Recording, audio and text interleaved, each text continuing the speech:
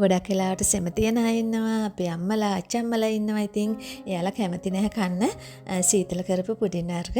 ඉතින් මේ පුඩින් එක ඔයාලට උණුවෙන් කන්නත් පුළුවන්, ඕනනම් කූල් කරලා කන්නත් පුළුවන්. ඒ වගේම කෝන්ෆ්ලවර්, ජෙලටින් මේ කිසිම දෙයක් වන්න නැහැ මේකට. ඉතින් මට කිහිප දෙනෙක් කමෙන්ට් දාලා තිබුණා මම ගොඩක් වෙලාවට හදන්නේ ෆ්‍රිජ් එකට දාලා කූල් කරලා කන පුඩින් වර්ගනේ. ඉතින් ටිකක් රස්නෙන් කන්න පුළුවන් විදිහේ පුඩිමක්, ඒ කියන්නේ ලිපේ හැඳි ගාලා හදාගන්න සරල පුඩිමක් කරන්න කියලා. ඉතින් මේක ලොකු දෙයක් නෙමෙයි.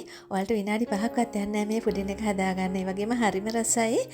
ඔයාලට හාල් පිටි මේස හැඳි 3ක් තියනවා නම්, පොල් කිරි ටිකක් තියනවා නම් මේක රසයටම හදාගන්න පුළුවන්. ඉතින් මේ වගේ පුංචි දේවල් අපි එච්චර හිතන්නේ නැහැ. ඒකයි අපිට මේවා මගහැරෙන්නේ. ඉතින් පොල් කිරි වලින් හදන හින්දා ඇඟේ විස නැති වෙනවා. ગેස්ට්‍රයිටිස් වලටත් ගුණදායකයි. ඉතින් මම මෙතන පොල් කිරි ගත්තා. උකු පොල් කිරි මෙතන තියෙන්නේ මිලිලිටර් 500ක් විතර තියෙනවා. ඉතින් ඔයාලා පුරවලා පීරිසැඬු කොප්ප දෙකකින් අරගන්න, මෙෂරින් කප් එකක් නැත්නම්. ඊට පස්සේ මේ තියෙන්නේ හාල් පිටි. මම තෙත හාල් පිටි කඩෙන් අරන් ඇවිල්ලා ඒවා බැදලා දාලා තියාගෙන ඉන්නවා මෙහෙම. එතකොට අපිට තියාගන්න පුළුවන් ගොඩාක් කල්. ෆ්‍රිජ් එකේ යට කොටසේ තමයි මම දාලා තියාගෙන ඉන්නේ. තෙත හාල් පිටි නම් ෆ්‍රිජ් එකේ දාන්න ඕනේ ෆ්‍රීසර් කොටසේ. ඒ වගේම තමයි ඔයාලට මාස 2ක් වුණත් නිකන් තියාගන්න පුළුවන් ෆ්‍රිජ් වල නොදා පිටි ටික බැදලා තියාගත්තාම. තෙත හාල් පිටි බැද ගන්න විදිය තමයි තාච්චියක් අරගෙන ලිපේ තියලා ඒකට හාල් පිටි ටික දාලා හැඳි ගගා බැද ගන්න ඕනේ. විනාඩි 7ක් 8ක් වගේ බැද ගන්න ඕනේ. හොඳට නිකන් දූවිල්ලක් වගේ එනකන් පිටි ටික බැද ගන්න ඕනේ, දුඹුරු පාට කරගන්න නැතුව. අලුව හදනකොටත් අපි මේ විදියට පිටි බැදිනවා. ඉතින් මේ විදියට මම බැදලා අරන් තියාගෙන ඉන්නේ. මේ වගේ කෑමක් එහෙම හදාගන්න පිට්ටු උනත් හදාගන්න පුළුවන්. පිටි ටික බැදලා තියාගත්තාම ඉක්මනින්ම. ඊට පස්සේ සීනි එකතු කරගන්න. සීනි මම පුරවලා මේස හැඳි 4ක් එකතු කරගත්තා. ඒක ඔයාලා දිය කරලා බලලා ඔයාලගේ රස අනුව දාගන්න. ඔයාලට මදි නම් තව මේස හැන්දක් විතර දාගන්න. සීනි අගන කෙනෙක් නම් සීනි නොදා හදාගන්න. එහෙම නැත්නම් අඩුවෙන් දාගන්න. ඊට පස්සේ ලුණු එකතු කරගන්න තේ හැඳි කාලක් විතර. දැන් මම මේකටම හාල් පිටිත් මේස හැඳි 3ක් එකතු කරගන්නවා. ඉතින් ඔයාලට කඩේ තියෙන හාල් පිටි තියෙනවා පැකට් කරපු වියලි හාල් පිටි. ඒක ගන්නව නම් බදින්න ඕනේ නැහැ. කෙලින්ම දාලා හදාගන්න පුළුවන්. ඊට පස්සේ මම මේ ටික දී කරගන්නවා.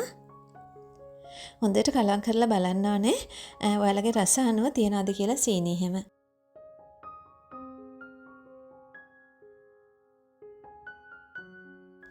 මේක ගොඩාක් රස කරගන්න රටින්දි ටිකක් එකතු කරගන්න පුළුවන්. ඇත්තටම රටින්දි දැම්මම තමයි මේකේ නියම රස එන්නේ.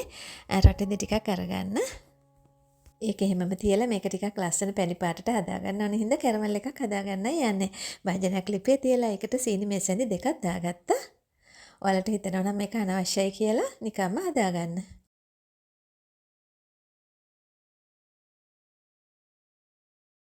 ඉතින් ටිකක් වෙලා තියෙනකොට මේක කැරමල් වෙනවා. මේ විදිහට. ඉතින් ගොඩාක් කරපාට කරගන්න එපා. එතකොට තිත්ත රස එනවා. ඉතින් හොඳ ලස්සන පැණි පාට ආවට පස්සේ මම මේකට වතුර මේසැඳි දෙකක් එකතු කරනවා. සීනි ගත්ත ප්‍රමාණයටම. ඊට පස්සේ හොඳට උතරනකොට කැරමල් එක දියුණාට පස්සේ මම පිටිතිය කරගත්ත කිරි එක දාගන්නවා. ඉතින් දාලා නොනවත්තා හැඳි ගන්න ඕනේ. වැඩි වෙලා හැඳි ගන්න ඕනේ නැහැ. විනාඩි 2ක් 3ක් යනකොට ටක් ගාලා මේක සෙට් වෙනවා. මේ විදිහට.